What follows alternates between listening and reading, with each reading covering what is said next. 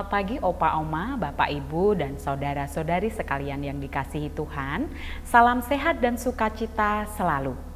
Berjumpa kembali bersama saya Neneng di acara Oke Hari Ini, Orang Kudus Hari Ini, edisi 17 Januari 2023. Pemirsa sekalian yang dikasihi Tuhan, kali ini telah hadir bersama dengan saya seorang narasumber yang juga anggota dari Sosietas Santa Clara. Beliau adalah Oma Susi. Selamat pagi Oma Susi. Pagi juga. Semangat baru ya di tahun yang baru. Betul. Ya, tentunya dengan penuh sukacita, penuh semangat ya Oma ya. Nah, kali ini kita akan berbincang tentang salah satu orang kudus. Siapa Oma? Itu Santo Antonius. Santo Antonius dari ya, Mesir. dari Mesir ya. Beliau juga dikenal sebagai seorang pertapa juga ya Oma ya. Iya. Boleh tahu Neneng kehidupan awalnya seperti apa nih Santo Antonius dari Mesir ini Oma? Ceritakan Oma. Itu Santo Antonius itu dilahirkan tahun 251. 251 di Koma, itu di Mesir. Di Mesir ya tentunya. Karena dia berasal dari Mesir, makanya dia suka disebut Santo Antonius dari Mesir. Ya. Nah, waktu dia umur 20 tahun, orang tuanya meninggal. Dan meninggalkan harta yang cukup banyak. Dan karena orang tuanya itu minta supaya dia juga mengurusi adiknya yang perempuan, makanya dia bertanggung jawab untuk mengurus adiknya, makanya diberikan dikasih, harta warisan ya, seperti itu ya Oma ya. Tapi dia Antonius itu merasa belas kasihan Tuhan itu sangat besar untuk dia gitu.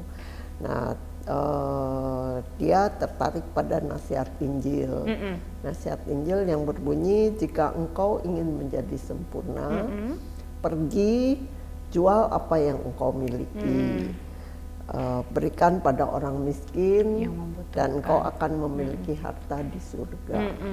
Wah, luar biasa ya. Dan lalu datanglah pada saya. Jadi ini. Sehingga dia berniat untuk mengikuti teladan itu. Jadi dia mungkin karena panggilan juga ya. Jadi dia dapat akan rahmat hidup panggilan dalam doa, kemiskinan dan kesucian, kesederhanaan juga ya. Betul. Kemudian terus tapi kelak juga saudari perempuannya itu juga akhirnya juga bergabung juga dengan kelompok perempuan yang hidup dalam doa dan kontemplasi. Terpengaruh mengikuti pengaruhnya kan juga baik Oma, nggak apa-apa ya, jadi nggak masalah ya. Terus lanjut Oma. Nah, terus Antonius ini berniat untuk memberikan perhatian sepenuhnya pada usaha untuk menjalin hubungan dengan Tuhan ya, dengan cara berdoa, bermeditasi gitu ya Oma ya, bertapa juga ya. Sehingga semakin dekat dengan Tuhan ya Oma ya. Nah, ini kan beliau juga diceritakan sebagai seorang pertapa ya. Betul. Dan hidupnya sangat kontemplatif. Itu bagaimana tuh Oma ceritanya Oma? Jadi dia akhirnya dia meninggalkan segalanya dan dia pergi ke dekat Laut Merah, di tepi Laut Merah itu tempatnya sepi sekali gitu. Dan sepi sekali, terus di mana akhirnya dia menjalani hidup pertapaannya itu di sana selama 80 tahun. Wah, lama juga ya. 80 tahun dia di situ. Tapi mula-mulanya dia belajar ke pertapa-pertapa yang lain. Dia belajar terus supaya dia belajar kebajikan yang paling utama dalam diri seorang pertapa. Itu yang dia tekuni dan dia jalankan itu selama 80 tahun itu dia mengikuti lumayan ya, lama ajaran sekali ya. itu. Ya. Nah, setelah itu diceritakan juga ya, setelah berusia 50 tahun ya Oma ya, mendirikan sebuah 55 ya, 55 mendirikan sebuah biara ya Oma ya, yang berguna untuk apa itu Oma? Itu untuk menolong sesama. Menolong sesama. Jadi khusus mendirikan biara supaya tujuannya untuk menolong sesama. Wah, mulia sekali ya. Jadi terus banyak orang mendengar tentang beliau itu, tentang biara Antonius itu. Terus udah gitu juga Antonius banyak memberikan nasihat-nasihat ya kepada mereka. Jadi banyak yang datang ke sana. Nah, terus udah gitu dia nasihat-nasihat praktis dan dia bilang setan itu takut pada kita ketika kita berdoa dan bermati raga. Setan itu takut pada kita waktu kita rendah hati dan kalau mempunyai sifat rendah hati, lemah lembut, pasti setan tidak akan mendekati kita ya. Dan yang dia ajarkan itu terutama setan itu takut kalau kita membuat tanda salib ya, itu yang utama Oma ya. Iya, betul. Jadi tapi dia tidak hanya memusatkan perhatiannya ke kontemplasi sama meditasi aja. Dia juga membela iman Katolik. Ya. Terus sempat juga meninggalkan pertapaannya juga. Terus gimana itu Oma? Dia meninggalkan pertapaannya itu 2 kali. Oh, 2 kali. Iya. Yang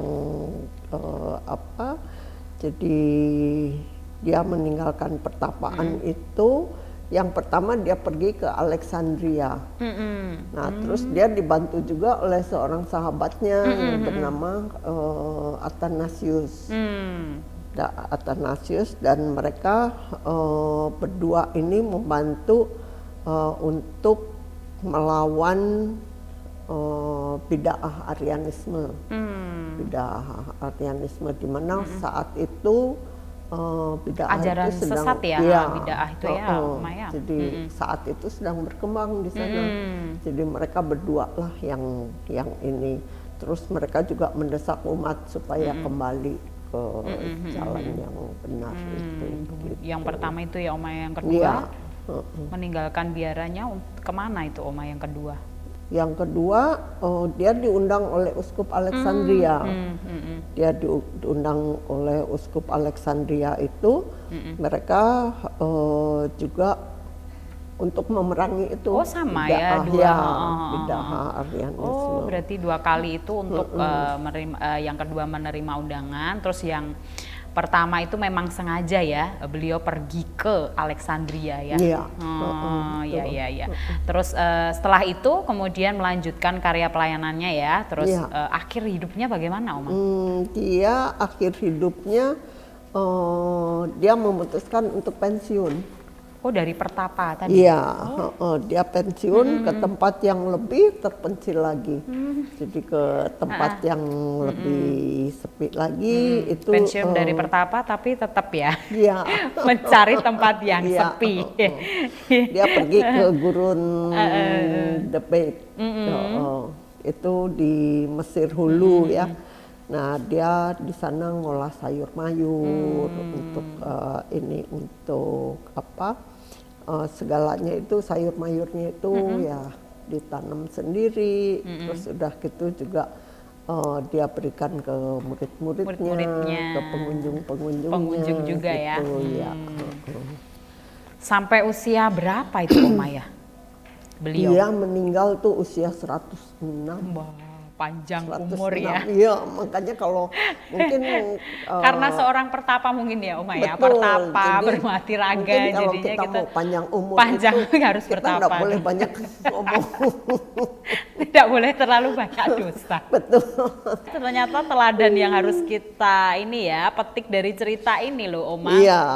Satu tadi berdoa dan bermati raga seperti kita ceritakan barusan ya Oma Betul, ya. Terus iya. yang kedua itu rendah hati ya. Rendah Jadi orang hati. Katolik itu harus rendah hati, lemah lembut, iya. terus mencintai Yesus ya, dengan sangat mencintai Iya, Yesus ya, dengan apa? Doa, terus menjalankan perintah-perintah Yesus Supaya kayak gitu ya. setan-setan nggak berani dekat Setan sama menjauh kita. out ya.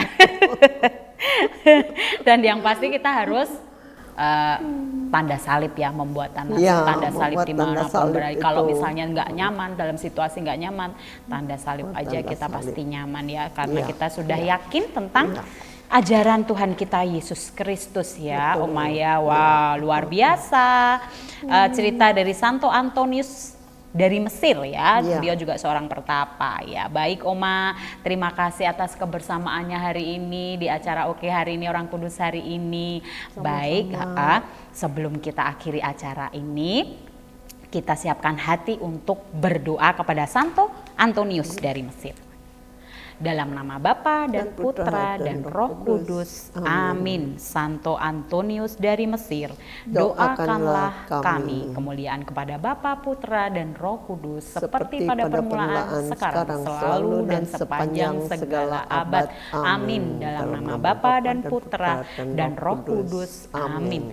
Baik pemirsa sekalian yang dikasihi Tuhan, sampai jumpa pada acara Oke hari ini, Orang Kudus hari ini selanjutnya. Hari ini